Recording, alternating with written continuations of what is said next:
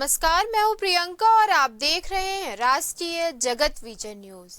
छत्तीसगढ़ के उप मुख्यमंत्री अरुण साव ने आज नया रायपुर स्थित अपने निवास कार्यालय में पत्रकारों से चर्चा के दौरान बड़ा बयान दिया है। अरुण साव ने कहा कि छत्तीसगढ़ में भ्रष्टाचार के लिए भोले बाबा महादेव के नाम को घसीटा गया और महादेव बैटिंग ऐप मामले में एक बहुत बड़ा रैकेट और घोटाला हुआ। साव ने आगे कहा कि सावन महीने में मोदी सरकार ने ऑपरेशन सिंदूर के बाद ऑपरेशन महादेव चलाया, जिसके तहत पहलगांव घटना में शामिल आतंकवादियों को पूरी तरह समाप्त कर दिया गया। सुनिए उन्होंने आगे क्या कहा। देखिए, ये सर्वविदित है कि छत्तीसगढ़ में भ्रष्टाचार के लिए भोले बाबा महादेव के नाम को भी इन्होंने नहीं छोड़ा, उनके नाम को घसीटा और एक बहुत बड़ा रैकेट और घोटाला महादेव बेटिंग ऐप मामले में हुआ।